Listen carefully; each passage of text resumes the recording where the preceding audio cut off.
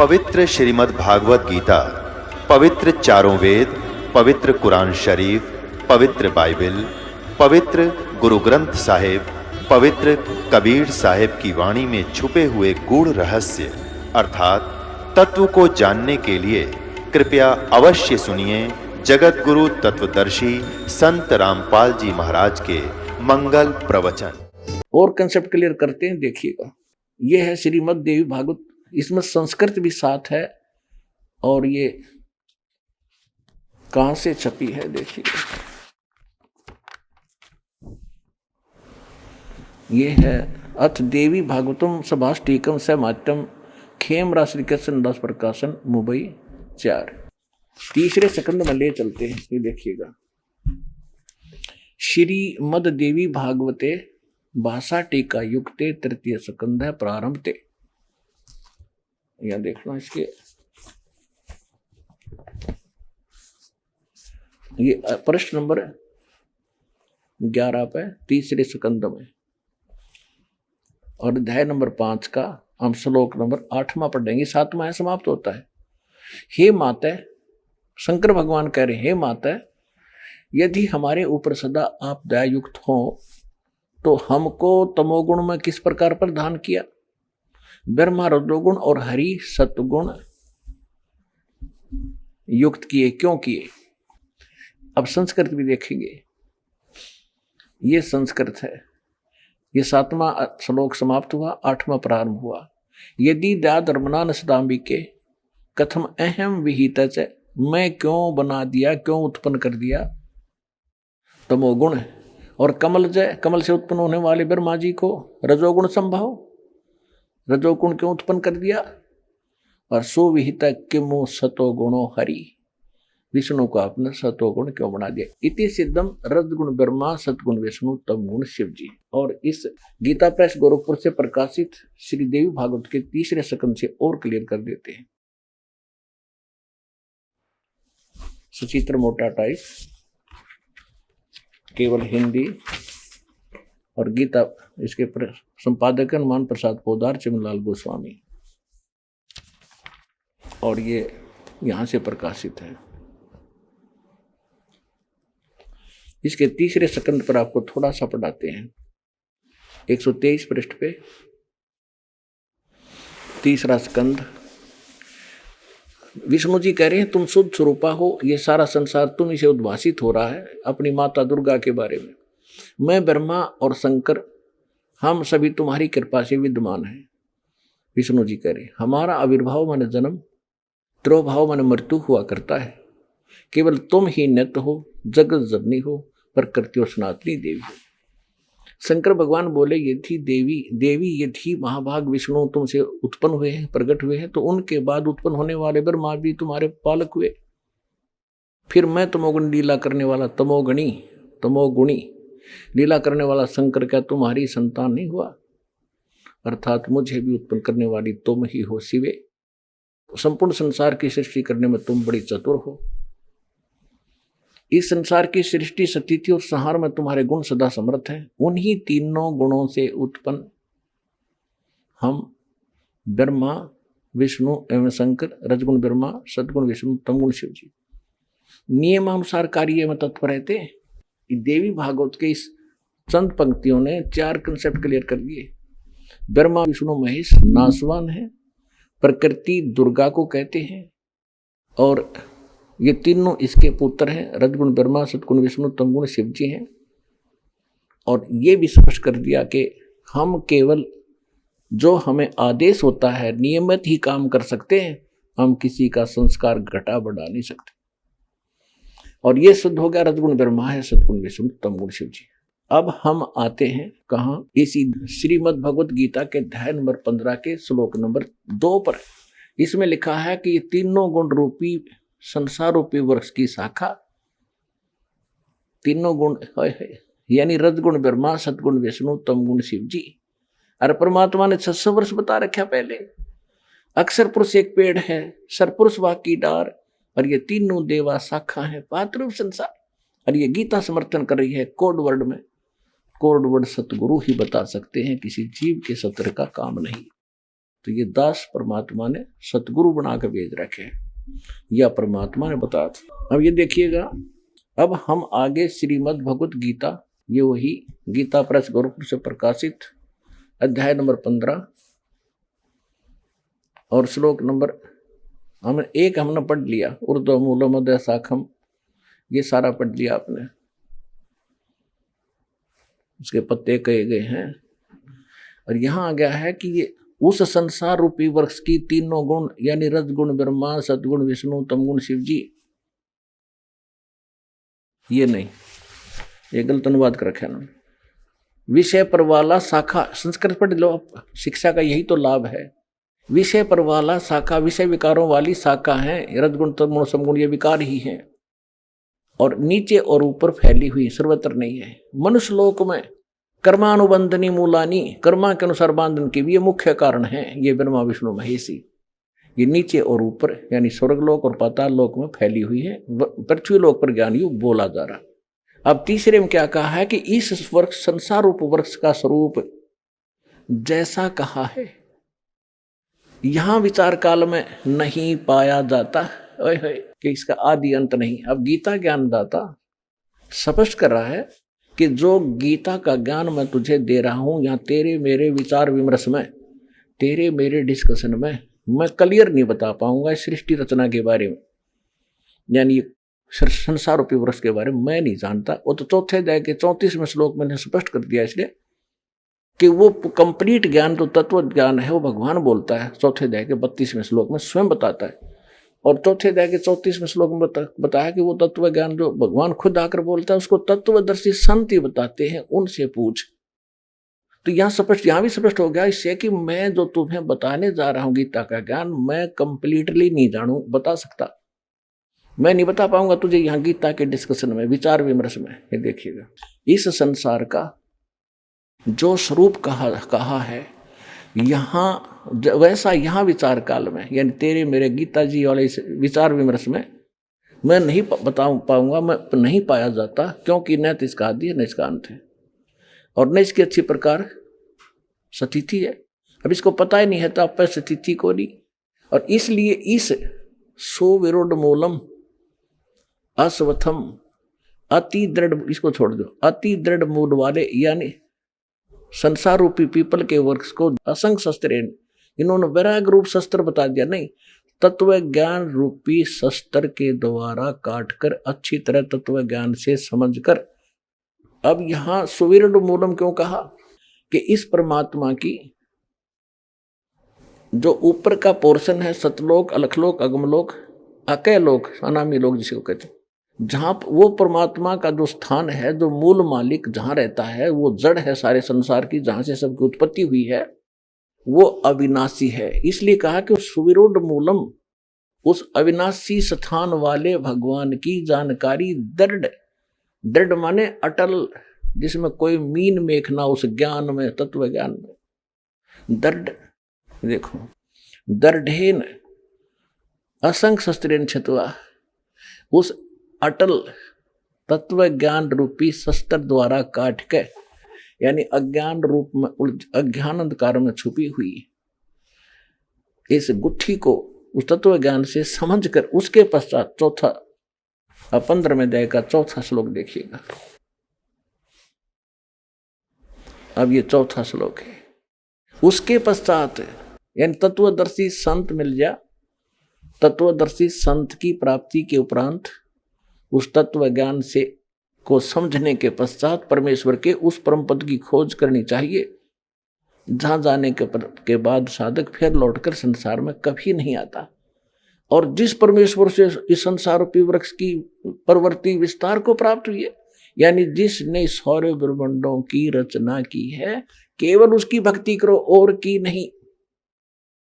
अपना आत्मा बालक नहीं, आपने कंप्यूटर तक चलाने आगे, इंटरनेट चला ले बालक, ये तो एक सिंपल सा ज्ञान अपने भगवान का दिया हुआ, इसको बहुत आसानी से समझेंगे। इसलिए आपको विद्वान बनाता कि आप कोड वर्ड भी समझ जाओ, दास के मुख से निकलते समझने लग जाएंगे, तो इंटेलिजेंट मानो हो गया आज, और हम परमात्मा को समझेंगे आसानी से। अब देखिएगा, तत्पश्चात यानी उसके पश्चात उसके पश्चात उस परम पद रूप परमेश्वर को खोजना चाहिए, जिसमें गए हुए पुरुष यानी साधक फिर लौटकर संसार में नहीं आते, और जिस परमेश्वर से पुरातन संसार वृक्ष की प्रवृत्ति विस्तार को प्राप्त हुई है, यानी जिसने संसार रूपी वृक्ष की रचना की है शब्रमंडों की, उसी आदि पुरुष नारायण की मैं शरण हूं। गीता ज्ञानदाता कह रहा है कि इस प्रकार निश्चय करके उस परमेश्वर का मनन और निधिध्यासन करना चाहिए। इससे क्या सिद्ध हो गया कि गीता ज्ञानदाता कहता है कि मेरी भक्ति भी छोड़ दे, केवल एक उसकी भक्ति उसकी पूजा कर। परपते माने पूजा करना। अब देखो आज का जो सत्संग है एक बहुत ही अनमोल सत्संग है और लॉजिकल सत्संग आपको सुनने को मिल रहा है। इससे सब निर्णय होता जा रहा है कि जिनको हम भगवान मानते थे वो भगवान कौन से थे, किस सत्र के थे, और जो ये कहा करते थे 18वें अध्याय के 62वें श्लोक में किसकी शरण में जाने को कहा है, 18वें श्लोक में अपने को अपनी गति को अनुत्तम क्यों कहा है, ये कहते नहीं भगवान अनुत्तम थोड़े कहते हैं, अति उत्तम कहा है। अनुत्तम का अर्थ अति उत्तम श्रेष्ठ कर दिया, बैड का अर्थ गुड कर दिया, और व्रज का अर्थ जाना होता है आना कर रहे। कहते गुरु बिन काहू न पाया ज्ञाना, जो थोथा बुस छड़े मूड किसाना।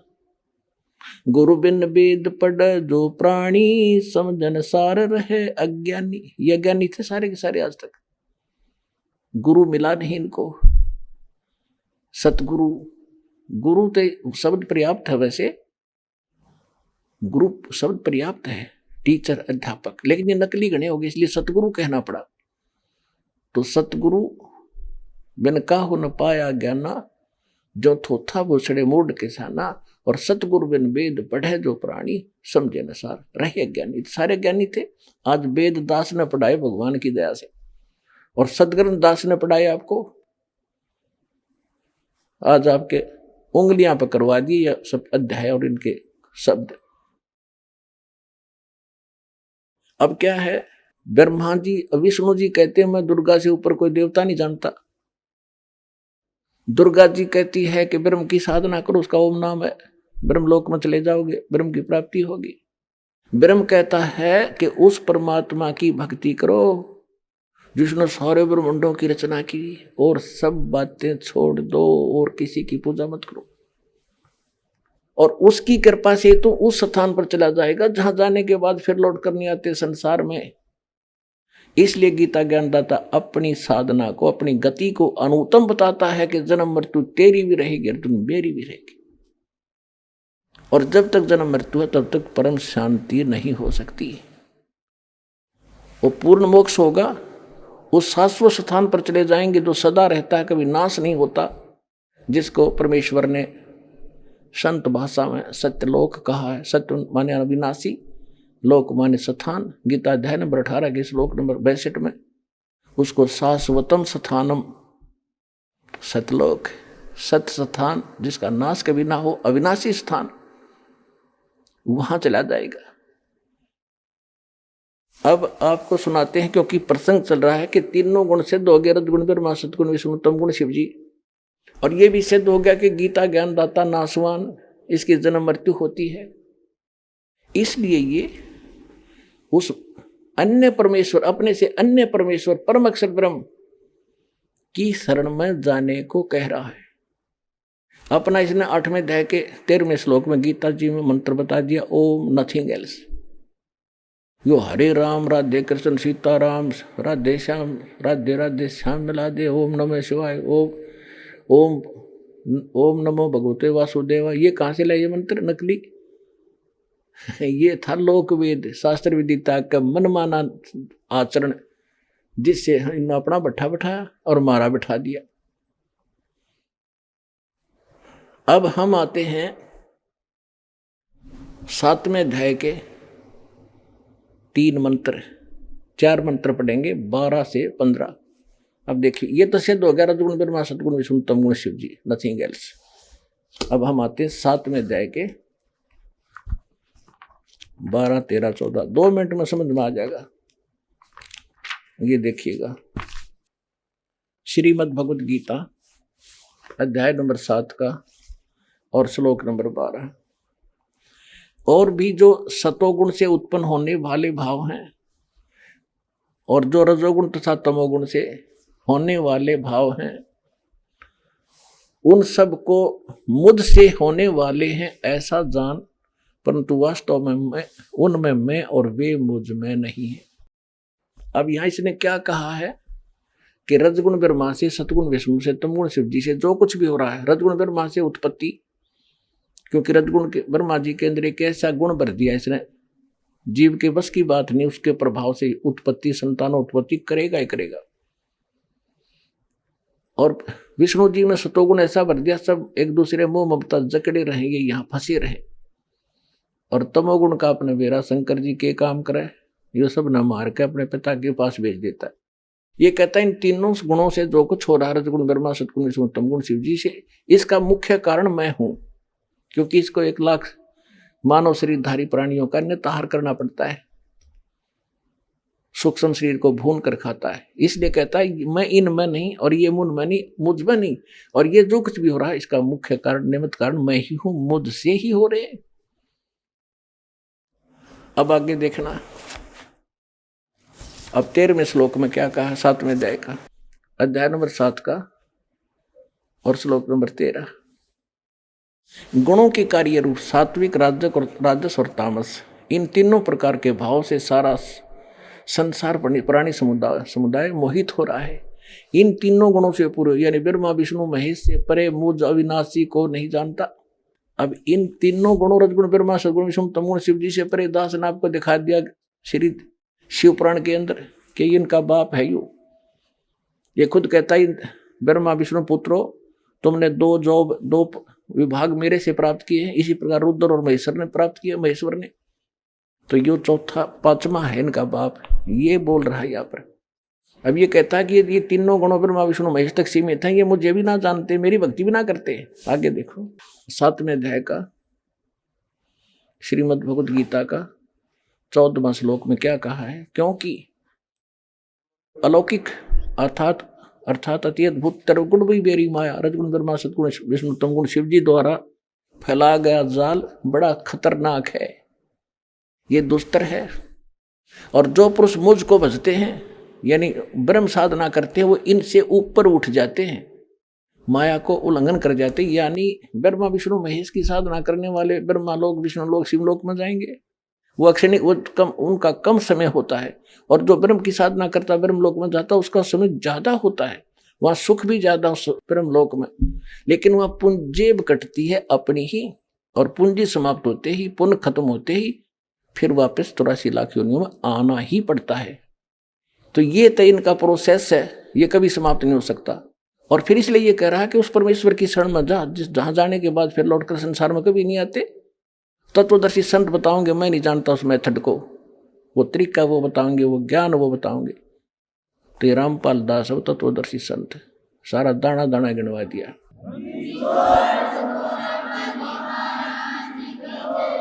अब ये कह रहा है कि जो इनको छोड़कर, ब्रह्मा विष्णु महेश को छोड़कर मेरी साधना करते हैं, इस माया ब्रह्मा विष्णु महेश से ऊपर उठ जाते हैं। जैसे मार्कंडेय ऋषि बंगाल की खाड़ी में तपस्या कर रहा था, ओम नाम का जाप जपया था।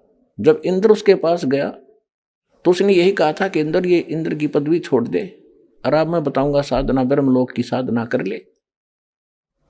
तो कहते एक आधा व्यक्ति मेरी साधना भी ना करते, अगर मेरी साधना करे तो इन ब्रह्मा विष्णु महेश वाले सुख से ज्यादा लाभ मिल जाए। लेकिन कहते हैं ब्रह्मलोक तक भी गए हुए प्राणी जन्म मृत्यु में रहेंगे, और मुझे प्राप्त होकर भी उस मेरे ओम नाम का जाप करके ब्रह्म प्राप्ति वाली गति भी अनुत्तम है, घटिया है। जन्म मृत्यु जा नहीं, तेरी मिटे ना मेरी मिटे, यहाँ 84 लाख योनियों में चक्कर ऐसे ही लगते रहेंगे। इसलिए कहता है तू सर्वभाव से उस परमेश्वर की शरण में जा। किसकी शरण में? गीता अध्याय नंबर 8 के श्लोक नंबर 1 में अर्जुन ने पूछा कि परमात्मा आपने 7वें अध्याय के 29वें श्लोक में जिस तत्परम के बारे में कहा, वो तत्परम कौन है? 8वें अध्याय के 3रे श्लोक में गीता जी में कहा कि वो परम अक्षर ब्रह्म है। गीता अध्याय नंबर 15 के श्लोक 16 और 17 में 3 पुरुष बताए, सरपुरुष और अक्षर पुरुष। ये तो सरपुरुष 21 ब्रह्मांड का स्वामी, अक्षर पुरुष सात्संग ब्रह्मांड का स्वामी है। ये दोनों नासवान हैं, इनके अंतर्गत प्राणी भी जन्म मृत्यु में सदा रहते हैं। 17वें श्लोक में 15वें अध्याय के कहा गीता जी में कि उत्तम पुरुषत्व अन्य परमात्मा उदाहरत है। ये लोक धर्म अविषयवर्ती अवैश्वर है, वो परम अक्षर ब्रह्म है, उसकी शरण में जा। अपना मंत्र 8वें अध्याय के 13वें श्लोक में बता दिया इसने, मेरा तो वो मंत्र है। 17वें अध्याय के 23वें श्लोक में बताया कि उस परम अक्षर ब्रह्म के पाने का 3 मंत्र का जाप है, ओम तत्सत। तत् और सत ये तत्वदर्शी संत बताओगे, ये तो सांकेतिक है। 8वें अध्याय के 5 और 7 श्लोक में गीता ज्ञानदाता अपनी भक्ति बताता है कि अर्जुन मेरी भक्ति कर, मुझे प्राप्त होगा, युद्ध भी कर और मेरा नाम भी जप। 8वें अध्याय के 8, 9, 10 मंत्र में बताया कि अर्जुन जो उस परमात्मा की भक्ति करते हैं, तत्ब्रह्म उस परम अक्षर ब्रह्म की भक्ति करते हैं, उस भक्ति की शक्ति से उस परमात्मा के पास चले जाते हैं। अब तू निर्णय कर ले किसकी भक्ति करनी है। तूने मेरे साथ रहना है तो मेरी भक्ति कर, और उस परमात्मा की भक्ति करनी है तो तत्वदर्शी संत खोज ले। और पुण्यात्मा थारा तो भाग जा गया, खोजा खाजा पा गया, अपना कल्याण करवा लो। अब ये क्या कह रहा है कि अब देखो श्रीमद् भगवद गीता अध्याय नंबर 7 का हम श्लोक नंबर 14 पढ़ा है। क्योंकि यह अलौकिक अर्थात अति अद्भुत त्रिगुण में मेरी माया ब्रह्मा विष्णु महेश के द्वारा फैलाया हुआ जाल बड़ा खतरनाक है, दुस्तर है। जो पुरुष मुझको यानी ब्रह्म की साधना करते ये इनसे ऊपर उठ जाते हैं, तर जाते हैं। 15वें श्लोक में कहा कि माया के द्वारा जिनका ज्ञान हरा जा चुका है, जो ब्रह्मा विष्णु महेश से ऊपर किसी की जिसकी बुद्धि उठती नहीं, वहीं तक सीमित है जिनका ज्ञान वो असुर स्वभाव राक्षस स्वभाव को धारण किए हुए मनुष्यों में नीच और दूषित करने वाले मूढ़ लोग मूर्ख मुझको नहीं भजते। पुण्यात्माओं, ऐसा समय ये शीघ्र सी प्राप्त नहीं होता। देखो मीठी मीठी सर्दी है, परमात्मा ने अपने बच्चों के लिए सारी व्यवस्था कर रखी है, खाकर देसी घी का प्रसाद और ओढ़ कर जाई बैठे ठाठ से। अब इसमें क्योंकि इतनी सुविधा आपको क्यों देता है दाता कि इस ज्ञान को गहराई से समझो। मुश्किल से दाव लगा है, इसमें थोड़ा समय भी लगाना पड़ेगा, आपने एक्स्ट्रा समय भी देना पड़ेगा। जैसे हम पहले 3-3 कैसेट लाया करते फिल्म की और 3-3 घंटे की, सांझ बैठ जाते, शाम को बनवाए जाते, 4 रुपये जाते, आँख पाड़े देखे जाते, 100 रुपये लाग रहे पूरे कराएंगे, खाक पूरे करें थे और तो नाश करें थे अपने जीवन का। तो अब थोड़ा सा समय ज़्यादा लगे तो प्यार से सुनना। मान के अनमोल वचनों को, इस गीता के पढ़न मात्र से मोक्ष बताया करते, इसमें लिखे मात्र कराएंगे जब होगा मोक्ष तय। जो इसमें लिखा है ऐसे करेंगे तभी मोक्ष होगा। उसकी जानकारी आपको दी जा रही है कि इसमें ये लिखा है ऐसे करना चाहिए, 2 अक्षर की बात, वह निर्णय। अब हम क्या बताया है, ब्रह्मा विष्णु महेश की पूजा करने साधना करने वालों को राक्षस स्वभाव को धारण किया हुआ मनुष्यों में नीच बुरे कर्म करने वाला, दूषित कर्म करने वाला मूर्ख क्यों कहा, ये थोड़ा संक्षेप में बताएंगे। जैसे हिरण्यकशिपु ने ब्रह्मा जी की उपासना की थी, विष्णु जी का दुश्मन मानना था अपने आप में, और ब्राह्मण भगत था, ब्राह्मण था, लेकिन कर्म से राक्षस, कर्म से ब्राह्मण होता है। कहते हैं हिरण्याकुश छाती तड़वाई और ब्राह्मण बना और कर्म कसाई। ब्रह्मा जी की भक्ति करी, वरदान पा लिया, सुबह मरू ना शाम मरू, फलान मरू ना धकड़ मरू। अपने पुत्र प्रहलाद का दुश्मन हो गया, वो भगवान की भक्ति करता था, अंत में राक्षस कहलाया और कुत्ते वाली मौत मारा गया, पाड़ के फेंक दिया उसको पेट से। रजगुण का उपासक राक्षस कहलाया और कुत्ते वाली मौत मरा। तमोगुण शंकर भगवान के उपासक थे, एक रावण, श्रीलंका के राजा, और रावण जैसी भक्ति थे शिव के उपासक 7 जन्म नहीं कर सकते, चने यहां से काट के समर्पित कर दिया अपने देव के चरणों में।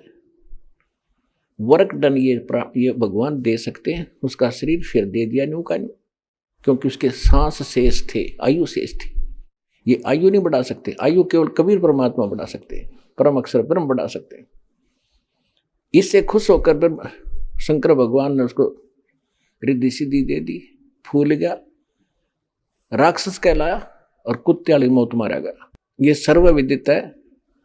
कैसी बुद्धि भ्रष्ट हुई इसकी, पराई स्त्री को उठा लिया, शर्म नहीं आया सूरवीर होकर पराई स्त्री को उठावे, और फिर कैसे उसकी दुर्गति को प्राप्त हुआ। तो राक्षस था, 100 जोटियां का मांस खा जाया करता, 100 दारू के मटके, शराब के मटके पिया करता, खाकता फिर वो। तो कहते हैं तीनों गुणों की जो पूजा करते हैं उनकी बुद्धि ठिकाना आ ही नहीं सकती, वो राक्षस स्वभाव को धारण किए मनुष्यों में नीच दूषित कर्म करने वाले मूर्ख है। फिर एक भस्मागिरी नाम के एक तपस्वी थे, भगवान शंकर के उपासक। ये गिरी, पुरी, नागा, नाथ, कनपाड़े, ये सारे जो है शंकर जी के उपासक होते हैं। एक भस्मागिरी नाम का तपस्वी और भगवान शंकर के महल के सामने कैलाश पर्वत पे ऊपर ने पैर नीचे ने सिर करके भक्ति करने लग गया। 12 वर्ष तक खड़ा रहा। एक दिन पार्वती जी ने कहा कि आप तो भगवान हो, देवताओं के देव हो, महादेव हो, सक्षम हो, समर्थ हो, आपका बच्चा क्या मांगता है पुजारी, दे दो इसको, उठाओ यहां से। भगवान शंकर ने कहा कि बोल भाई क्या मांगता है। भस्मागिरी ने कहा कि भगवान ऐसे नहीं मांगूंगा, पहले वचनबद्ध हो जाओ। भगवान शंकर ने कहा ठीक है, मैं वचनबद्ध हो गया, खड़ा हो गया। फिर आप अपना भस्म कड़ा दे दो, जो आत्मा पर रखा था उसमें शक्ति थी कि किसी के सिर पे ऊपर न्यू कर दे भस्म, वो खत्म हो जाता था, जल जाता था, राख बन जाती थी। और भस्मागिरी के मन में क्या दोष था, भगवान शंकर का उपासक, कि भस्म कड़ा प्राप्त करके और पार्वती पे आसक्त था वो। पार्वती ने पत्नी बनाऊंगा और भस्म इस शंकर न मारूंगा। और इसको अमंत्रियामी कहा करते शंकर भगवान ने। खाक अंतर्यामी था, इसको बद्दी के को बदले का बैठा सामने, उसे आप अपना दुश्मन पाड़ दिया, निकाल कर भस्म कड़ा दे दिया, ले भाई ले जा। अगले शंकर होले होशियार, इसलिए मैंने यह साधना करी थी, तुझे मारूंगा और इसको अपनी पत्नी बनाऊंगा। हा हा हा हो गया राक्षस। आगे आगे भगवान और पीछे पीछे पुजारी, जांख काट उठा। जिसको हम अविनाशी कहा करते थे, शंकर भगवान अविनाशी। अविनाशी होता तो खड़ा रहता, कहा जा करे, मार के करेगा। भगवान थे अविनाशी, दरिया में गिर दिया गंगा के अंदर, और तोब के गोले चला दिए, छींट तक नहीं लगी परमात्मा के। शेख तकी ने 10 टुकड़े कर दिए थे मालिक के रात ने, शरीर के तलवारों से गुंडे ले जाकर, और चलन लगे। जब खड़े हो गए परमात्मा और कहा शेख तकी आजा, चाय पानी पी के जाइए, पसीने आ गए थे उन गुंडा के।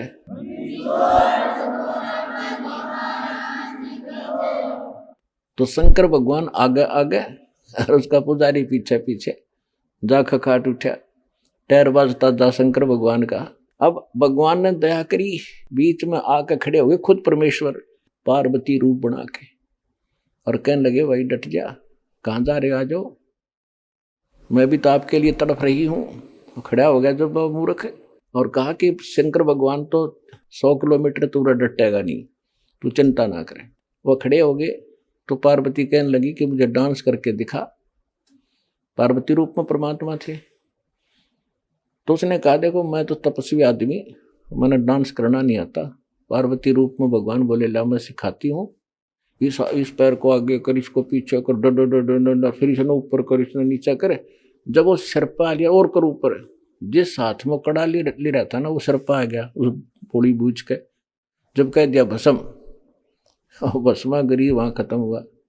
उसके बाद वो भस्मा असुर कहलाया, भस्मासुर राक्षस।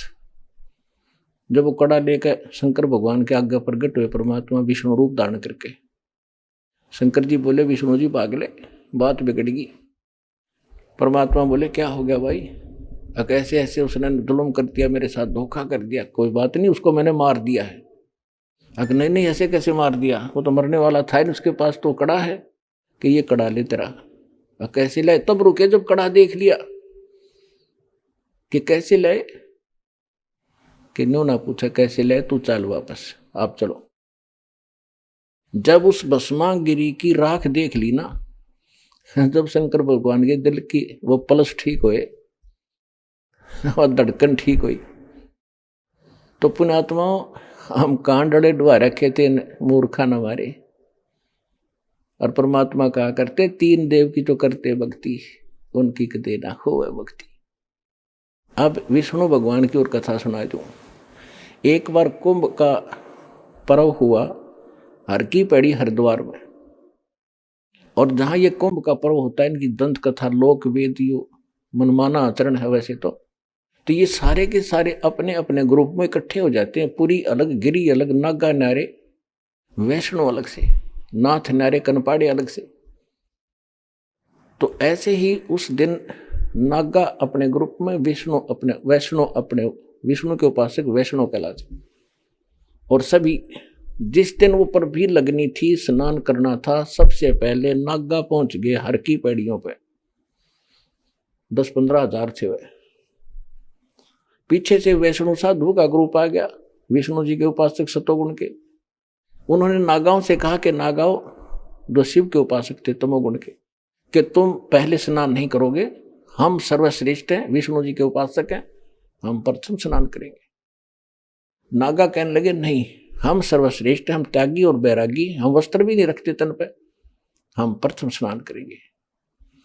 तो वैष्णव साधुओं ने अब शब्द बोल दिए उनको कि तुम काहे के श्रेष्ठ हो, पशु की तरह नंगे फिरते हो, टट्टी के हाथ भी नहीं धोते, शर्ट फेड़ो, राख लपेटे रहते हो शरीर के ऊपर, आज तुम स्नान करने वाले होगे, प्रथम हम स्नान करेंगे।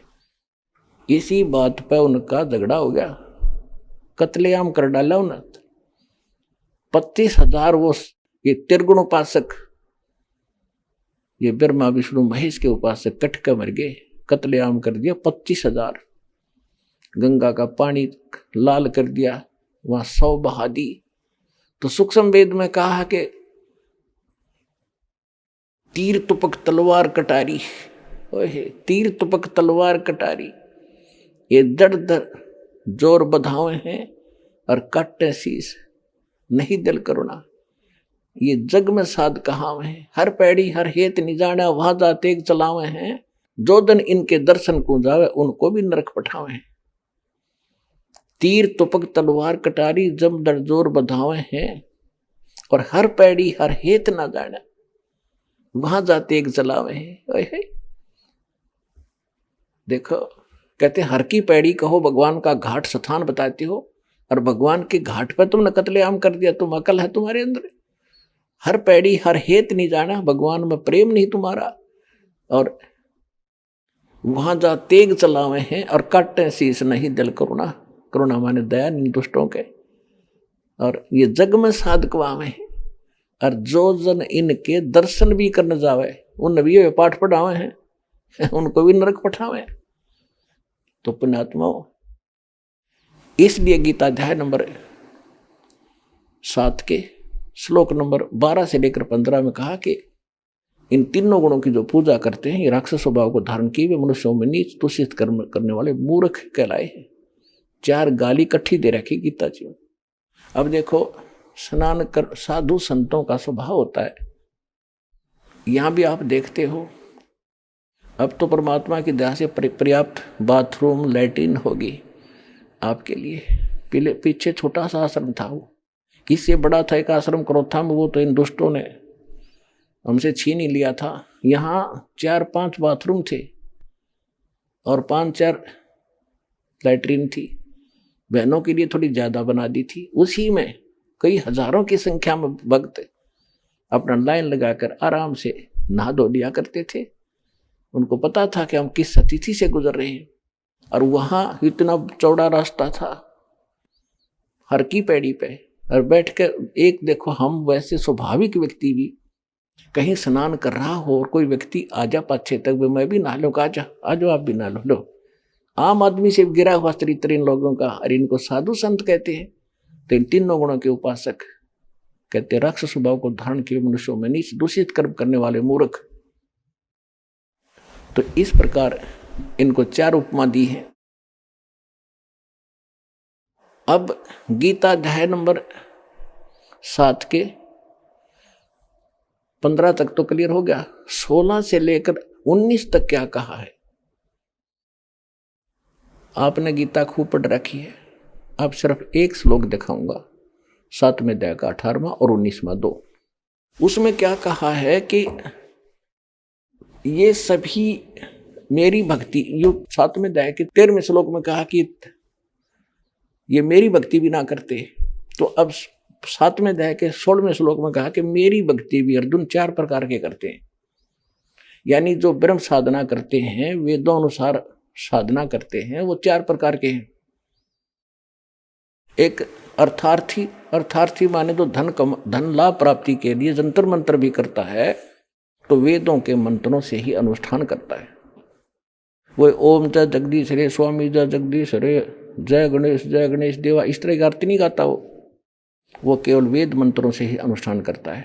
लेकिन फिर अर्थ माने संकट निवारण के लिए, वो भी वेदों के मंत्रों से ही अपना अनुष्ठान करता है। और तीसरा जिज्ञासु होता, घर से निकलता परमात्मा प्राप्ति के लिए। फिर बहुत से संतों के पास से जो ज्ञान ग्रहण करता है, उसका वक्ता बन जाता है। ये भी काम नकली है। ये तीनों रिजेक्ट कर दिए। और चौथा बताया ज्ञानी। ज्ञानी उसको कहते हैं जिसको ये पता लग गया, आत्म ज्ञान हो गया कि मनुष्य जीवन परमात्मा प्राप्ति के लिए ही प्राप्त होता है। फिर परमात्मा ज्ञान हुआ कि पूर्ण परमात्मा के बिना मोक्ष नहीं हो सकता, न देवताओं की पूजा से, केवल पूर्ण परमात्मा से ही, भक्ति से ही मोक्ष होगा। तो इन संत ऋषियों को, महर्षियों को तत्वदर्शी संत ना मिला, जिस कारण से इन्होंने आपन निष्कर्ष करके ब्रह्मा जी से प्राप्त ज्ञान के आधार से ओम नाम को परम अक्षर ब्रह्म का मान लिया, आग के अंगार को बर्फ मान लिया अज्ञानता से। तो इन्होंने, ये तो उनको फाइनल हो गया कि मनुष्य जीवन मिला इसलिए है कि इस मोक्ष हो, नहीं तो इसका यूज नहीं कति, व्यर्थ है। और फिर ये भी ज्ञान हो गया कि एक परमात्मा की भक्ति करनी चाहिए, आन उपासना ब्रह्मा विष्णु महेश, इन देवताओं की भक्ति से बात नहीं बने, ये फाइनल हो गया। तो उन्होंने केवल ओम नाम का जाप और हठ योग जैसे ब्रह्मा जी से प्राप्त हुआ था वो करने लगे। तो गीता ज्ञानदाता कहता है कि वो ज्ञानी जो है ना, वो मुझे पसंद है, क्योंकि उन्होंने ब्रह्मा विष्णु महेश की पूजा छोड़ दी और ब्रह्म साधना करते हैं, उनको मैं अच्छा लगता हूं, उनके समझ में आ गया। तो अब कहता है कि ये उदार आत्मा, ज्ञानी आत्मा है तो नेक, लेकिन इनको तत्वदर्शी संत मिला नहीं जो परम अक्षर ब्रह्म का ज्ञान करा दे, जिस कारण से ये सभी मेरे वाली घटिया गति में स्थित रहे। इसका अर्थ ये बनता है, हरियो को ना, वो तो अनुत्तम मान सर्वश्रेष्ठ गति, भगवान अपनी गति को अश्रेष्ठ कैसे कहेगा, हरियो कहने लग रहा। अब दिखाता हूं, आप देखिएगा। अब 7वें अध्याय का हम 18वां पढ़ेंगे। गीता अध्याय नंबर, श्रीमद् भगवद गीता अध्याय नंबर 7 का और श्लोक नंबर हम 18 पढ़ेंगे। ये 18, उदारा सर्वे एव एते ज्ञानी तु आत्मा एव मे मतम। ये कहता मेरे विचार में, मेरे मत में ये ज्ञानी आत्मा, तो माने तो है, सर्वे, सर्वे माने सारी, उदारा माने श्रेष्ठ, ये उदार आत्मा है जितने जो ज्ञानी आत्मा है, ज्ञानी चौथे प्रकार के। आस्तित सही युक्त आत्मा माम एवं अनुत्तमाम गतिम। ये क्या कह रहा है कि ये सभी अच्छी आत्मा है और ये ज्ञानी मेरे विचार में, और ये लेकिन मेरे वाली माम अनुत्तम गतिम, मेरे से मिलने वाली जो गति स्थिति यानी लाभ है, उस घटिया है, वह घटिया अनुत्तम अश्रेष्ठ है, उसमें ही आस्थित हैं, उसमें ये उसी में सीमित हैं, उसी पर आश्रित हैं। इन्होंने क्या किया, नकलियों ने, ये सभी उद्धार हैं, परंतु ज्ञानी तो साक्षात मेरा स्वरूप है, ये मेरा मत है, क्योंकि वह है युक्त आत्मा, मदत मन बुद्धि वाला ज्ञानी भक्त, अनुत्तम माने अति उत्तम। बैड को गुड लिख रहे हैं बुद्धि भ्रष्ट। और गति माने गति स्वरूप मुझ मही सथित है। सतीत माने अच्छी प्रकार सथित है। अब इसका अर्थ सीधा सा बन गया है, उद्धारा माने उद्धार है, सर्वे माने ये सारी, एव माने ये, एते माने सब, ये ज्ञानी आत्मा, ये ज्ञानी आत्मा है तो सारी उद्धार की उद्धार। ये मेरा मत है, श्रेष्ठ है क्योंकि समर्पण है परमात्मा के ऊपर। लेकिन आस्थित से ही युक्त आत्मा माम एवं अनुत्तमाम गति में, ये सभी भक्ति में लीन आत्माएं मेरे वाली घटिया गति में आश्रित हैं, सतीत हैं। अब इसने अपनी साधना घटिया क्यों बताया? जैसे दास ने बहुत बार बताया आपको और आज भी क्लियर किया इस सत्संग के दौरान।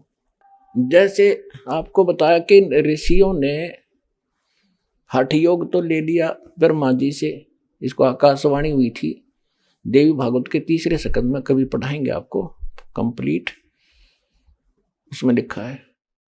तो वो तो वहां से ले लिया और वेद मिले बाद में उसमें ओम मंत्र, कोई मंत्र नहीं दूसरा। देवी भागवत में आपने पढ़ा, देवी भागवत के अंदर देवी खुद कह रही है ब्रह्म को, ये अक्षर ब्रह्म है। अक्षर पुरुष गीता अध्याय नंबर 15 के श्लोक 16 में 2 पुरुष हैं, सर पुरुष और अक्षर पुरुष, और तीसरा परम अक्षर पुरुष वो है सर्वशक्तिमान। तो ये ब्रह्म को ही तो अक्षर पुरुष कह रही है, ब्रह्म को ये परमात्मा कह रही है, ब्रह्म को ये परम अक्षर ब्रह्म कह रही है, और फिर कहते उसका ओम नाम है और ब्रह्म को प्राप्त हो जाओगे। तो इन सारे का इनकी अक्ल गाम जारी थी, इनको किसी को ज्ञान नहीं था। तो यहाँ इसी प्रकार ये ज्ञान इन ऋषियों को प्राप्त था, तो इन्होंने ओम नाम का जाप ले लिया, हठ योग ले लिया ब्रह्मा वाला, ये डले डोए न सब ने। तो इससे गीता अध्याय नंबर 11 के श्लोक नंबर 47-48 में गीता ज्ञानदाता कहता है कि अर्जुन, ये मेरा रूप तने जो देखा, ये मेरा वास्तविक रूप है, मेरी प्राप्ति यह है। लेकिन ये मेरा रूप ना वेदों वर्णित विधि से, ना किसी जप से, ना तप से, ना किसी साधना से मेरे रूप का कोई दर्शन नहीं कर सकता, देख नहीं सकता, यानी मुझे प्राप्त नहीं कर सकता। तो वेदों में वर्णित विधि से परमात्मा प्राप्ति नहीं है, इसलिए इन्होंने निराकार कह दिया। इन मिला को नहीं कहते, खोजत खोजत था किया अंत कहा बेचून। कबीर साहब कहते हैं सूक्ष्म वेद में, तत्व ज्ञान में, कि खोज खोज कर थक गया, आखिर में कह निराकार है। और वो तो काल साकार है, सारे भगवान साकार है। तो इन ऋषियों ने परमात्मा की खोज में समर्पित हो गए। एक चुनक नाम का ऋषि था, इसी आधार से उसने अन्य देवताओं की पूजा नहीं की, ओम नाम का जाप हठ योग स्टार्ट कर दी। तो इससे इनको परमात्मा मिलानी, ये एटम बम बन जाते, सिद्धियां आ जाती गजब की। कई हजारों वर्ष तक तप करता रहा, सूख के अस्थि पंजर सा बन गया। एक पूरी पृथ्वी का शासक मानधाता चक्रवर्ती राजा था। और उस समय राजा लोग क्या किया करते कि अपनी पूरे राज्य में दूसरे तीसरे चौथे वर्ष क्या करते थे कि ये देखने के लिए कि मेरी पराधीनता को किसी ने अस्वीकार तो नहीं कर दिया है, उसके लिए एक घोड़ा जो राजा का पर्सनल हॉर्स होता था, उसके गले में एक पंपलेट लिख दिया जाता था कि जिसने राजा की पराधीनता अधीनी स्वीकार ना हो, अधीनता, तो वो घोड़े को पकड़ दे और युद्ध के लिए तैयार हो जा। और उस पर लिख रखा था राजा के पास 72 अक्षौणी सेना है, 72 करोड़ समझ लो मोटे शब्दों में। तो वो घोड़ा साथ में हजारों सैनिक पूरी पृथ्वी पर घूमे आए। जाते समय भी चुनक ऋषि की कुटिया के पास से गए, जब वापस आए तब भी वहीं से गुजरे। चुनक ऋषि इस ब्रह्म का पुजारी था, काल का। इसने कहा अब देखो काल क्या चाल है, पहले तो इसको एटम बम बनवाया, हट गजब की साधना करवा दी, परमाणु बम बना दिया भक्ति सिद्धि शक्ति का। उधर से उसके हाथ में रिमोट, उसकी बुद्धि भ्रष्ट कर दी। संत का और राजा गेल खसन की क्या मतलब होया करे, वो अपना काम करे, वो अपनी भक्ति करे। तुझे कुछ कहें जब तक दूसरी बात छेड़े, जब तक अपनी सिद्धि शादी भी दिखा। वे मतलब खस्या। अग भाई कहाँ गए थे सैनिकों? सैनिक बोले जी ऐसे ऐसे गए थे, हम पूरी पृथ्वी घूमे आए, सारी कहानी बताई। तो ऋषि ने कहा क्या तुम्हारे राजा में इतनी ताकत है, किसी ने घोड़ा नहीं पकड़ा? अक नहीं, आइए अब हम उन श्रद्धालुओं के अनुभव जानते हैं जो जगत गुरु तत्वदर्शी संत रामपाल जी महाराज जी से दीक्षा प्राप्त कर चुके हैं तथा उनके द्वारा बताए गए भक्ति मार्ग पर चल रहे हैं। सर नमस्कार। नमस्कार जी। सर क्या नाम है आपका? मैं सतनाम ਸਿੰਘ सन ऑफ जगीर ਸਿੰਘ ਪਿੰਡ ਇਬਰਾਹੀਮਵਾਲ ਜ਼ਿਲ੍ਹਾ ਕਪੂਰਥਲਾ ਤਹਿਸੀਲ ਭਲੱਥ ਪੰਜਾਬ ਇੰਡੀਆ ਦਾ ਰਹਿਣ ਵਾਲਾ ਹਾਂ। सर संत रामपाल जी महाराज जी से नाम दीक्षा लेने से पहले आप क्या भक्ति साधना करते थे?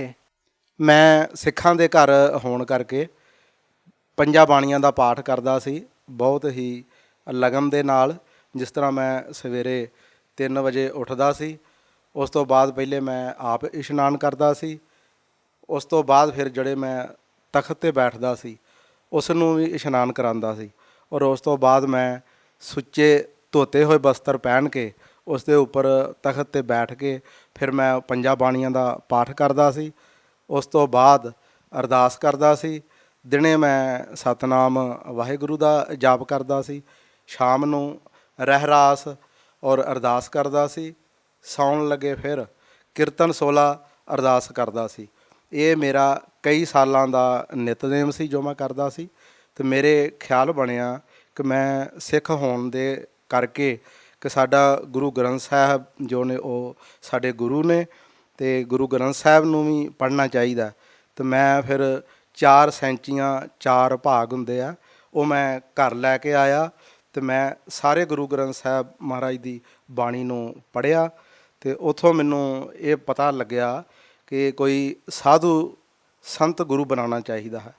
ਤੇ ਫਿਰ ਮੈਂ ਇੱਕ ਗੁਰੂ ਬਣਾਇਆ ਜੋ ਨੰਗਲੀ ਸਾਹਿਬ ਡੇਰਾ ਹੈ ਯੂਪੀ ਦੇ ਵਿੱਚ, ਜਿਨ੍ਹਾਂ ਤੋਂ ਸ਼੍ਰੀ ਅਨੰਦਪੁਰ ਧਾਮ ਡੇਰੇ ਵੀ ਨਿਕਲੇ ਹੋਏ ਨੇ।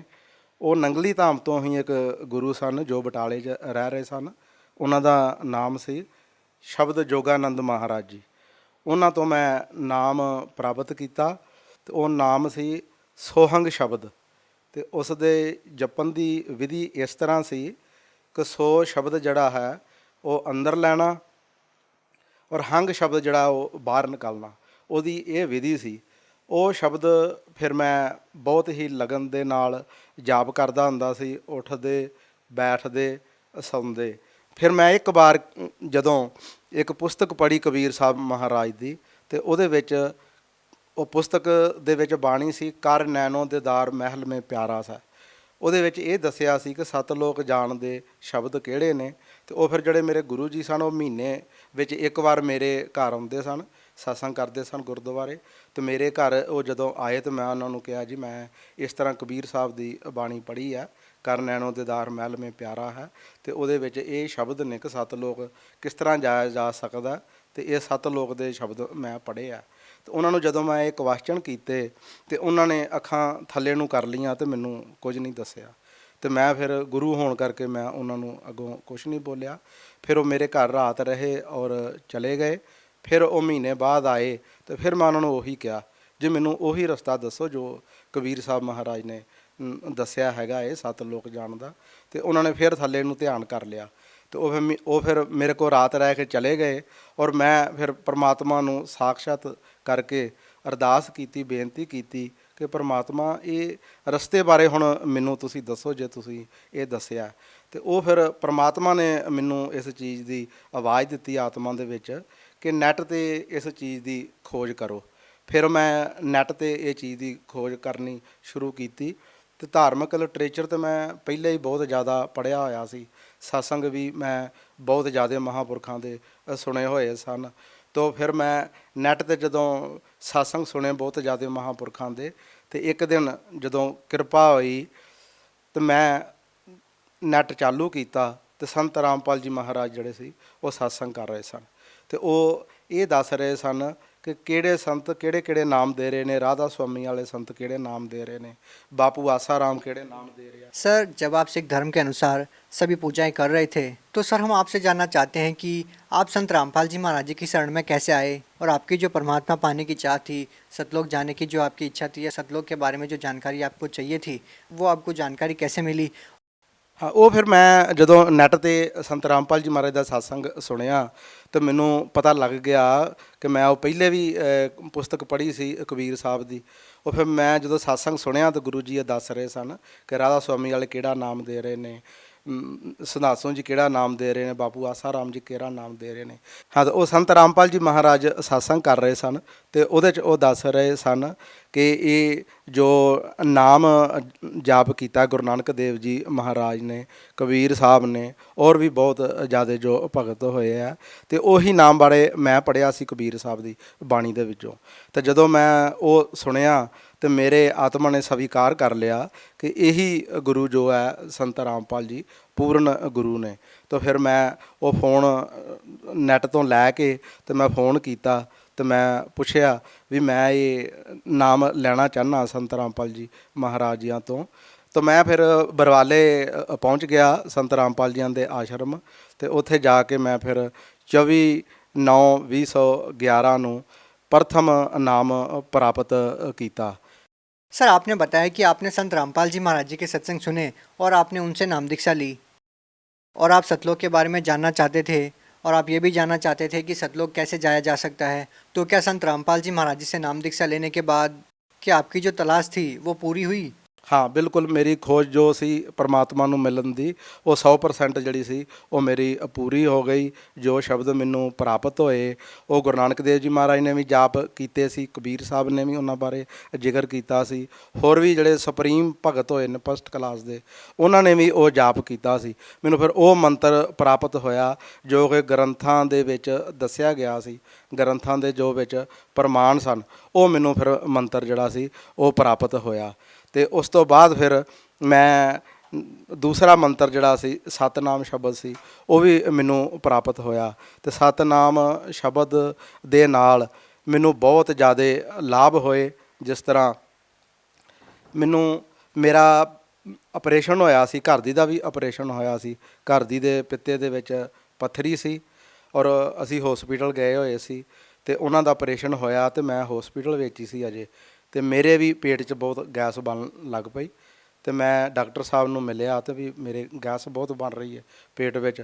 ਉਹਨਾਂ ਨੇ ਮੇਰਾ ਅਲਟਰਾਸਾਊਂਡ ਕੀਤਾ ਅਤੇ ਉਹਨਾਂ ਨੇ ਬੋਲਿਆ ਵੀ ਆਪਦੇ ਪਿੱਤੇ ਦੇ ਵਿੱਚ ਪੱਥਰੀ ਹੈ, ਇਹ ਆਪਰੇਸ਼ਨ ਕਰਾਉਣਾ ਪਏਗਾ। ਅਤੇ ਮੈਨੂੰ ਵੀ ਫਿਰ ਉਹ ਆਪਰੇਸ਼ਨ ਕਰਾਉਣਾ ਪਿਆ। ਪਿੱਤਾ ਜੋ ਸੀ ਉਹ ਡਾਕਟਰ ਸਾਹਿਬ ਹੋਰਾਂ ਨੇ ਨਿਕਾਲ ਦਿੱਤਾ। ਉਸ ਤੋਂ ਬਾਅਦ ਫਿਰ ਮੈਡੀਸਨ ਮੈਂ ਯੂਜ ਕਰਦਾ ਹੁੰਦਾ ਸੀ, ਜਿੱਦਾਂ ਸਵੇਰੇ ਮੈਂ ਗੈਸ ਦੀ ਗੋਲੀ ਲੈਂਦਾ ਹੁੰਦਾ ਸੀ। ਉਸ ਤੋਂ ਬਾਅਦ ਫਿਰ ਜਦੋਂ ਰੋਟੀ ਮੈਂ ਖਾਂਦਾ ਸੀ ਅਤੇ ਪਾਚਨ ਸ਼ਕਤੀ ਮੇਰੀ ਖਰਾਬ ਹੋ ਗਈ ਸੀ ਅਤੇ ਮੈਂ ਫਿਰ ਦਵਾਈ ਯੂਜ ਕਰਦਾ ਸੀ। ਉਹ ਫਿਰ ਮੈਂ ਇੱਕ ਵਾਰ ਬਰਵਾਲਾ ਆਸ਼ਰਮ ਸੰਤ ਰਾਮਪਾਲ ਜੀਆਂ ਦੇ ਆਸ਼ਰਮ ਗਿਆ ਹੋਇਆ ਸੀ ਅਤੇ ਮੈਂ ਗੁਰੂ ਜੀਆਂ ਨੂੰ ਬੇਨਤੀ ਕੀਤੀ, ਸੰਤ ਰਾਮਪਾਲ ਜੀਆਂ ਨੂੰ, ਕਿ ਮਹਾਰਾਜ ਜੀ ਮੇਰੇ ਪੇਟ 'ਚ ਗੈਸ ਬਹੁਤ ਬਣਦੀ ਹੈ ਅਤੇ ਕਿਰਪਾ ਕਰੋ ਕਿ ਮੇਰੀ ਇਹ ਜਿਹੜੀ ਦਵਾਈ ਹੈ ਇਹ ਛਡਵਾ ਦਿਓ। ਅਤੇ ਫਿਰ ਪਰਮਾਤਮਾ ਸੰਤ ਰਾਮਪਾਲ ਜੀ ਮਹਾਰਾਜ ਜੀਆਂ ਨੇ ਬੋਲਿਆ ਕਿ ਠੀਕ ਹੈ, ਪਰਮਾਤਮਾ ਕਿਰਪਾ ਕਰ ਦੇਗਾ। ਅਤੇ ਹੁਣ ਮੈਂ ਕੋਈ ਵੀ ਮੈਡੀਸਨ ਜਿਹੜੀ ਹੈ ਉਹ ਯੂਜ ਨਹੀਂ ਕਰ ਰਿਹਾ, ਪਰਮਾਤਮਾ ਦੀ ਬਹੁਤ ਕਿਰਪਾ ਹੈ। ਅਤੇ ਹਾਂਜੀ, ਅਤੇ ਉਸ ਤੋਂ ਬਾਅਦ ਮੈਨੂੰ ਹੋਰ ਵੀ ਬਹੁਤ ਜ਼ਿਆਦਾ ਲਾਭ ਹੋਏ। ਹਾਂ, ਇਹ ਜਦੋਂ ਮੈਂ ਸੰਤ ਰਾਮਪਾਲ ਜੀਆਂ ਤੋਂ ਨਾਮ ਉਪਦੇਸ਼ ਨਹੀਂ ਸੀ ਲਿਆ, ਉਦੋਂ ਮੇਰੇ ਇਹ ਜੋੜ ਵਿੱਚ ਨੁਕਸ ਸੀ ਅੰਗੂਠੇ ਦੇ, ਅਤੇ ਜੋੜ ਮੇਰਾ ਦਰਦ ਕਰਦਾ ਰਹਿੰਦਾ ਸੀ। ਮੈਡੀਸਨ ਵੀ ਮੈਂ ਯੂਜ ਕੀਤੀ, ਫਿਰ ਵੀ ਕੋਈ ਫਰਕ ਨਹੀਂ ਪਿਆ। ਅਤੇ ਮੈਂ ਸੰਤ ਰਾਮਪਾਲ ਜੀ ਮਹਾਰਾਜ ਦੇ ਆਸ਼ਰਮ ਗਿਆ ਹੋਇਆ ਸੀ ਅਤੇ ਮੈਂ ਸੰਤ ਰਾਮਪਾਲ ਜੀ ਗੁਰੂ ਜੀਆਂ ਨੂੰ ਬੇਨਤੀ ਕੀਤੀ ਕਿ ਗੁਰੂ ਜੀ ਮੇਰਾ ਇਹ ਜੋੜ ਦਰਦ ਕਰ ਰਿਹਾ ਅੰਗੂਠੇ ਦਾ। ਅਤੇ ਉਹਨਾਂ ਨੇ ਹਿੰਦੀ ਵਿੱਚ ਬੋਲਿਆ ਕਿ ਦਿਖਾਓ ਕੌਣ ਸਾ ਅੰਗੂਠਾ ਹੈ ਆਪਕਾ। तो मैंने उन्होंने अगे ये कर दिया, उन्होंने ऐसे 2 उंगल लगाया, वो दर्द उसी वक्त ठीक हो गया। ਹੁਣ 6 ਸਾਲ ਹੋ ਗਏ ਨੇ ਇਸ ਦੀ ਮੈਨੂੰ ਉਹ ਕਦੇ ਵੀ ਦਰਦ ਨਹੀਂ ਹੋਈ। ਫਿਰ ਜਦੋਂ ਮੈਂ ਪਹਿਲੇ ਨਾਮ ਨਹੀਂ ਸੀ ਲਿਆ ਆ ਸੰਤ ਰਾਮਪਾਲ ਜੀ ਮਹਾਰਾਜ ਤੋਂ, ਉਦੋਂ ਮੈਨੂੰ ਸੱਪ ਬਹੁਤ ਦਿਖਾਈ ਦਿੰਦੇ ਹੁੰਦੇ ਸਨ। ਮੈਂ ਕੋਈ ਐਸੀ ਜਗ੍ਹਾ ਨਹੀਂ ਸੀ ਛੱਡੀ ਕਿ ਜਿੱਥੇ ਮੈਂ ਉਸ ਵਾਸਤੇ ਨਾ ਗਿਆ ਹੋਵਾਂ, ਪਰ ਉਹ ਕਿਸੇ ਕੋਲੋਂ ਵੀ ਉਹ ਠੀਕ ਨਹੀਂ ਹੋਇਆ। ਫਿਰ ਮੈਂ ਸੰਤ ਰਾਮਪਾਲ ਜੀ ਨੂੰ ਬੇਨਤੀ ਕੀਤੀ, ਗੁਰੂ ਜੀ ਮੈਨੂੰ ਇਸ ਤਰ੍ਹਾਂ ਸੱਪ ਬਹੁਤ ਦਿਖਾਈ ਦਿੰਦੇ ਆ। ਉਹਨਾਂ ਨੇ ਕਿਹਾ ਵੀ ਪ੍ਰਮਾਤਮਾ ਕਿਰਪਾ ਕਰੇਗਾ। ਉਹ ਮੈਨੂੰ ਹੁਣ ਉਹ ਵੀ ਕਦੇ ਵੀ ਉਹ ਜੋ ਸੱਪ ਦਿਖਾਈ ਦਿੰਦੇ ਸੀ ਉਹ ਕਦੇ ਮੈਨੂੰ ਸੱਪ ਵੀ ਦਿਖਾਈ ਨਹੀਂ ਦਿੱਤੇ। ਫਿਰ ਇੱਕ ਵਾਰ ਮੇਰੇ ਘਰਦਿਆਂ ਨੂੰ ਹਾਰਟ ਦਾ ਨੁਕਸ ਹੋ ਗਿਆ, ਮੈਂ ਉਹਨਾਂ ਨੂੰ ਹੌਸਪੀਟਲ ਲੈ ਕੇ ਗਿਆ ਤੇ ਡਾਕਟਰਾਂ ਨੇ ਜਦੋਂ ਚੈੱਕ ਵਗੈਰਾ ਕੀਤਾ ਉਹਨਾਂ ਨੂੰ, ਤੇ ਉਹਨਾਂ ਦੇ ਨਾੜੀ ਬਲੌਕ ਸੀ, ਤੇ ਉਹਨਾਂ ਨੂੰ ਨੁਕਸ ਇਹ ਸੀ ਕਿ ਉਹਨਾਂ ਦਾ ਸਾਹ ਰੁਕਦਾ ਸੀ, ਦਰਦ ਹੁੰਦੀ ਸੀ ਛਾਤੀ ਦੇ ਵਿੱਚ, ਤੇ ਮੈਨੂੰ ਪਤਾ ਸੀ ਕਿ ਇਸ ਤਰ੍ਹਾਂ ਇਹਨਾਂ ਨੂੰ ਇਹ ਨੁਕਸ ਹੈ। ਤੇ ਮੈਂ ਜਦੋਂ ਹਸਪੀਟਲ ਦੇ ਵਿੱਚ ਰਹਿ ਰਿਹਾ ਸੀ 3 ਦਿਨ ਅਸੀਂ ਉੱਥੇ ਰਹੇ, ਤੇ ਜਦੋਂ 3 ਵਜੇ ਤੇ ਮੈਨੂੰ ਜਾਗ ਆ ਗਈ, ਸਵੇਰੇ ਤੜਕੇ ਟਾਈਮ ਦੇ 3 ਵਜੇ, ਤੇ ਮੈਨੂੰ ਵੀ ਉਹੀ ਨੁਕਸ ਹੋ ਰਿਹਾ ਸੀ ਜੋ ਘਰਦਿਆਂ ਨੂੰ ਸੀ, ਕਿ ਮੈਂ ਜਾਣਦਾ ਸੀ ਕਿ ਘਰਦਿਆਂ ਨੂੰ ਵੀ ਇਹੋ ਕੁਝ ਹੁੰਦਾ ਸੀ। ਫਿਰ ਮੈਨੂੰ ਪਤਾ ਲੱਗ ਗਿਆ ਕਿ ਮੇਰੀ ਵੀ ਨਾੜੀ ਜੋ ਹੈ ਉਹ ਬਲੌਕ ਹੋ ਗਈ ਹੈ। ਤੇ ਮੈਂ ਉਦੋਂ ਹੀ ਸੰਤ ਰਾਮਪਾਲ ਜੀ ਮਹਾਰਾਜ ਨੂੰ ਹਸਪਤਾਲ ਦੇ ਵਿੱਚ ਹੀ ਦੰਡਵਤ ਕੀਤਾ, ਤੇ ਮੈਂ ਬੋਲਿਆ ਗੁਰੂ ਜੀ 2 ਲੱਖ ਰੁਪਇਆ ਤੇ ਮੈਂ ਆਪਣੇ ਘਰਦਿਆਂ ਦਾ ਦੇਣਾ ਹੈ, ਤੇ ਮੈਨੂੰ ਵੀ ਇਹ ਨੁਕਸ ਹੋ ਗਿਆ ਹੈ, ਤੇ ਕਿਰਪਾ ਕਰੋ ਮੈਨੂੰ ਇਹ ਨੁਕਸ ਨਾ ਹੋਵੇ। ਤੇ ਉਹ ਨੁਕਸ ਜਿਹੜਾ ਮੇਰਾ ਫਿਰ ਉਸ ਵਕਤ ਠੀਕ ਹੋ ਗਿਆ। ਫਿਰ ਅਸੀਂ ਹਸਪੀਟਲ ਤੋਂ ਘਰ ਆ ਗਏ। ਉਹ ਨੁਕਸ ਫਿਰ ਵੀ ਮੈਨੂੰ ਕਈ ਦਿਨ ਹੁੰਦਾ ਰਿਹਾ ਕਿ ਜਿਸ ਤਰ੍ਹਾਂ ਪ੍ਰਮਾਤਮਾ ਮੈਨੂੰ ਉਹ ਦਿਖਾ ਰਿਹਾ ਸੀ ਕਿ ਇਹ ਨੁਕਸ ਸੀ ਤੁਹਾਨੂੰ, ਤੇ ਇਹ ਅਸੀਂ ਠੀਕ ਕਰ ਦਿੱਤਾ ਹੈ। ਤੇ ਉਹ ਨੁਕਸ ਜਿਹੜਾ ਸੀ ਮੇਰਾ 2 ਲੱਖ ਰੁਪਈਆ ਲੱਗਣਾ ਸੀ, ਉਹ ਪ੍ਰਮਾਤਮਾ ਨੇ ਮੈਨੂੰ ਉਸ ਨੁਕਸ ਤੋਂ ਵੀ ਬਚਾ ਲਿਆ। ਉਸ ਤੋਂ ਬਾਅਦ ਫਿਰ ਮੇਰਾ ਬੇਟਾ ਅਮਰੀਕਾ ਕੇ ਲਈ ਬਾਹਰ ਜਾਣਾ ਚਾਹੁੰਦਾ ਸੀ। ਉਹ ਅਸੀਂ 2 ਏਜੰਟ ਕੀਤੇ ਕਿ ਜੋ ਕਿ ਬਾਹਰ ਨਹੀਂ ਸੀ ਉਹ ਜਾ ਪਾ ਰਿਹਾ। ਫਿਰ ਅਸੀਂ ਸੰਤ ਰਾਮਪਾਲ ਜੀ ਮਹਾਰਾਜ ਦੀ ਸ਼ਰਨ ਵਿੱਚ ਚਲੇ ਗਏ ਸੀ, ਤੇ ਅਸੀਂ ਸੰਤ ਰਾਮਪਾਲ ਜੀ ਮਹਾਰਾਜ ਨੂੰ ਇੱਕ ਦਿਨ ਬੇਨਤੀ ਕੀਤੀ ਆਸ਼ਰਮ ਦੇ ਵਿੱਚ ਕਿ ਮਹਾਰਾਜ ਜੀ ਮੇਰਾ ਬੇਟਾ ਅਮਰੀਕਾ ਨਹੀਂ ਜਾ ਪਾ ਰਿਹਾ, ਰਸਤੇ ਵਿੱਚੋਂ ਹੀ ਵਾਪਸ ਆ ਜਾਂਦਾ ਹੈ। ਸੰਤ ਰਾਮਪਾਲ ਜੀ ਮਹਾਰਾਜ ਨੇ ਬੋਲਿਆ ਕਿ ਠੀਕ ਹੈ, ਪਰਮਾਤਮਾ ਕਿਰਪਾ ਕਰੇਗਾ। ਤਾਂ ਫਿਰ ਇੱਕ ਦਿਨ ਸੰਤ ਰਾਮਪਾਲ ਜੀ ਮਹਾਰਾਜ ਨੇ ਮੈਨੂੰ ਮੇਰੇ ਘਰ 'ਚ ਦਰਸ਼ਨ ਦਿੱਤੇ ਔਰ ਬੋਲਿਆ ਕਿ ਆਪ ਦਾ ਬੇਟਾ 15 ਤਰੀਕ ਨੂੰ ਅਮਰੀਕਾ ਕੇ ਲਈ ਚਲਾ ਜਾਏਗਾ। तो ठीक 15 तरीक ਨੂੰ ही उसकी फ्लैट हो गई तो वो अमेरिका के लिए चला गया। अब अमेरिका ਵਿੱਚ ही है, बहुत वधिया उसका कारोबार है, तो अमेरिका वो अपना काम कर रहा है। सर जैसा कि आप सिख धर्म से बिलोंग करते हैं, तो हम आपसे जानना चाहते हैं कि जो गुरु नानक देव जी जो जाप करते थे, क्या वही नाम संत रामपाल जी महाराज जी देते हैं? हाँ बिल्कुल जी, जो गुरु नानक देव जी महाराज ने नाम जाप किया वही संत रामपाल जी महाराज ने जो सानू नाम उपदेश दिता और उन्होंने प्रमाण भी दिखाए। जिस तरह बाले मरदाने की जन्म साखी दे विचों एक होर ग्रंथ है गुरु नानक देव जी महाराज का प्राण सांगली ग्रंथ, वो भी दिखाया, उहदे विचों भी प्रमाण दिते। तो वो ये जो नाम है संत रामपाल जी महाराज दे रहे, ये प्रमाणित ज्ञान है, ग्रंथां दे विच ज्ञान है। तो जो सुप्रीम भगत होए हैं उन्होंने इस नाम जाप किया, इस नाम जाप का। सर आप भगत समाज को क्या संदेश देना चाहते हैं? देखो जी, मैं भगत समाज नूं यही बेनती करांगा कि वो संत रामपाल जी महाराज जी का सत्संग सुन। जो संत रामपाल जी महाराज सत्संग टीवी ते बहुत ज़्यादा चैनलों ते सुना रहे ने और नाल ग्रंथां दे प्रमाण दे रहे ने, और ये वो गुरु जियां दा संत रामपाल जियां दा सत्संग सुन के ते वो नाम प्राप्त करन जो कि 7 लोक लैके जान वाला है। और 84 लाख जूनां विच जदों ये नाम जाप कोई करेगा तो नहीं आएगा।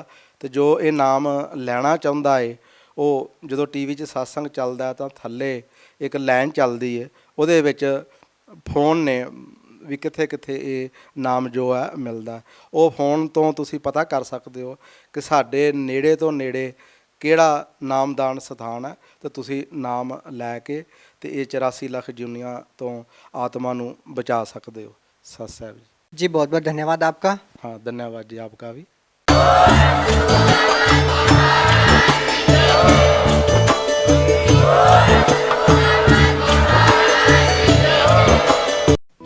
आप सुन रहे थे जगत गुरु तत्वदर्शी संत रामपाल जी महाराज के मंगल प्रवचन।